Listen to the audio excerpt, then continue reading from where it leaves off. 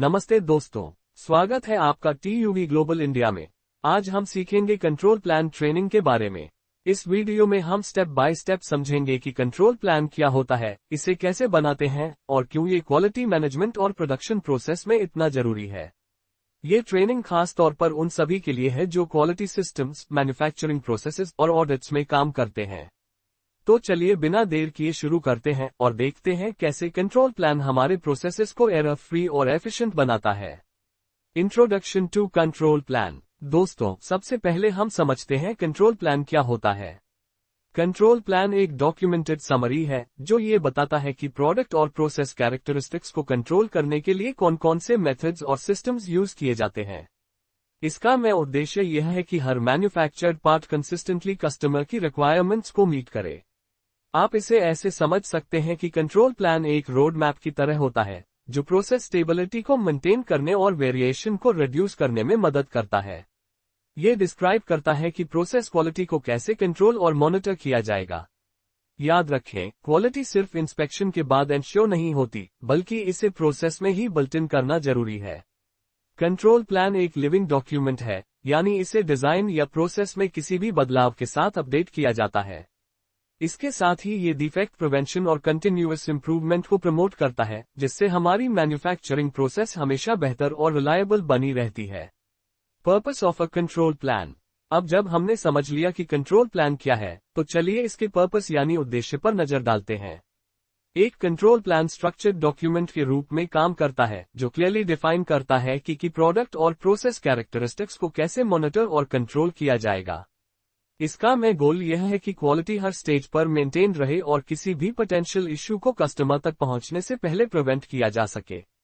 इसके अलावा ये क्रिटिकल पैरामीटर्स के लिए कंट्रोल मेथड्स डिफाइन करता है।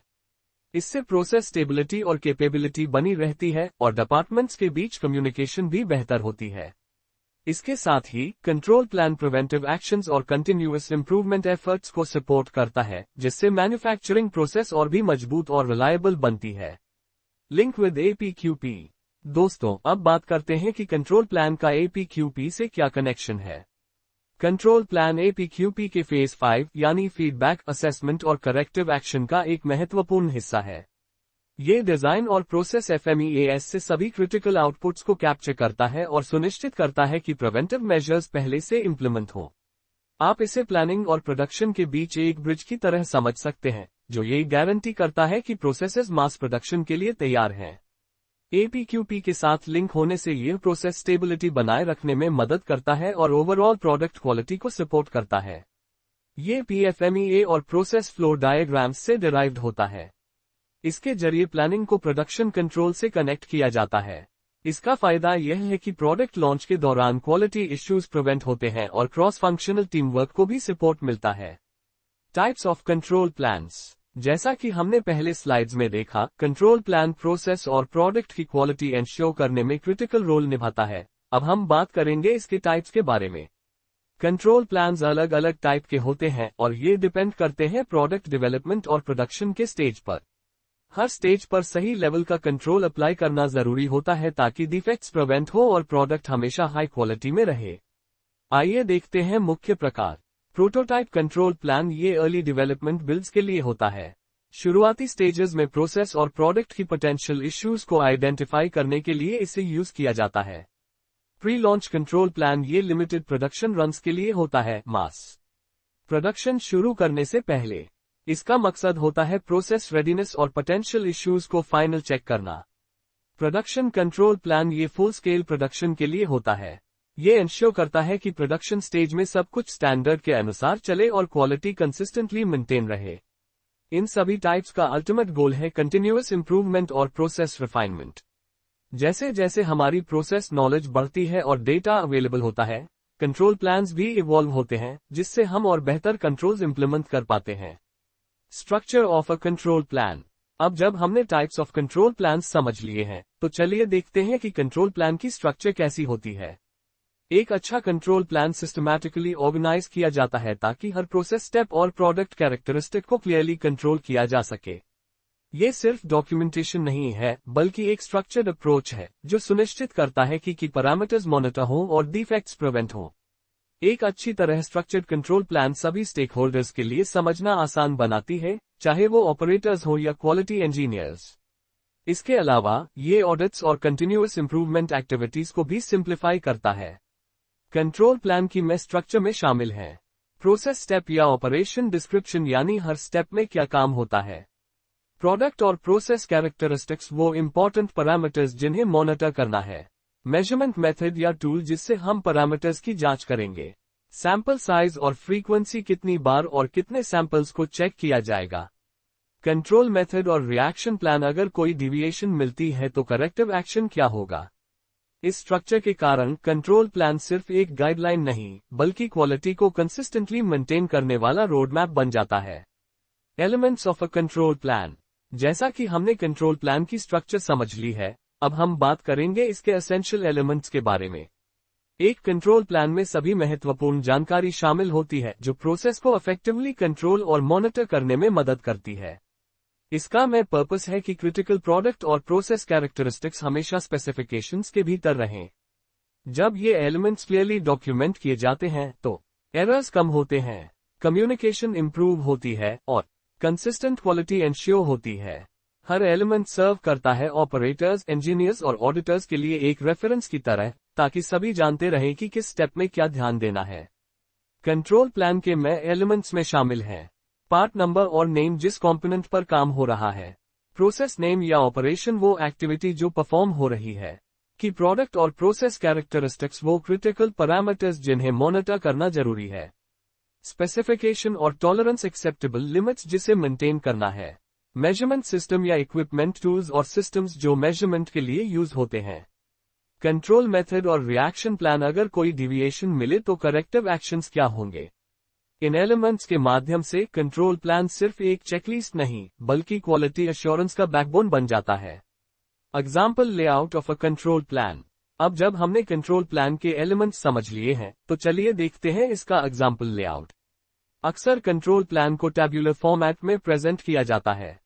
इसका मैं फायदा यह है कि टीम्स आसानी से क्रिटिकल प्रोसेस स्टेप्स, कैरेक्टरिस्टिक्स और कंट्रोल मेथड्स को आइडेंटिफाई कर सकें। एक क्लियर और स्ट्रक्चर्ड लेआउट के साथ मॉनिटरिंग कंसिस्टेंट रहती है, डिविएशंस फ्रॉम स्पेसिफिकेशंस जल्दी डिटेक्ट होते हैं और ऑपरेटर्स और क्वालिटी टीम्स कंट्रोल्स को आसानी से इंप्लीमेंट कर पाते हैं। एग्जाम्पल्स का यूज ट्रेनिंग और प्रैक्टिकल इंप्लीमेंटेशन में काफी हेल्पफुल होता है। ये ऑपरेटर्स और इंजीनियर्स के लिए गाइडेंस की तरह काम करता है, ताकि सभी स्टेप्स सही तरीके से फॉलो हो और प्रोडक्ट की क्वालिटी मेंटेन रहे। Relationship with PFMEA। अब हम बात करेंगे कंट्रोल प्लान और PFMEA के रिलेशनशिप की। जैसा कि आप जानते हैं, PFMEA process failure mode and effects analysis process में पोटेंशियल फेलियर्स और उनके इफेक्ट्स को आइडेंटिफाई करने में मदद करता है। कंट्रोल प्लान इस PFMEA के आउटपुट्स का यूज करके हाई रिस्क प्रोसेस स्टेप्स और क्रिटिकल कैरेक्टरिस्टिक्स को डिफाइन करता है। इसका मैं बेनिफिट यह है कि फेलियर्स होने से पहले ही प्रिवेंट किए जा सकते हैं। कंट्रोल प्लान और PFMEA का ये कनेक्शन एंश्योर करता है कि प्रिवेंटिव एक्शंस इफेक्टिव हो और प्रोसेस रिस्क के अनुसार अलाइंड हो। स्पेसिफिकली, कंट्रोल्स डिफाइन किए जाते हैं उन कैरेक्टरिस्टिक्स के लिए जिनका RPN risk priority number high होता है। यह मदद करता है क्रिटिकल प्रोसेस स्टेप्स को प्रायोरिटाइज करने में।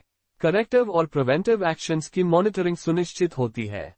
और सबसे इंपॉर्टेंट, ये प्रोसेस रिलायबिलिटी और ओवरऑल क्वालिटी को स्ट्रेंथन करता है।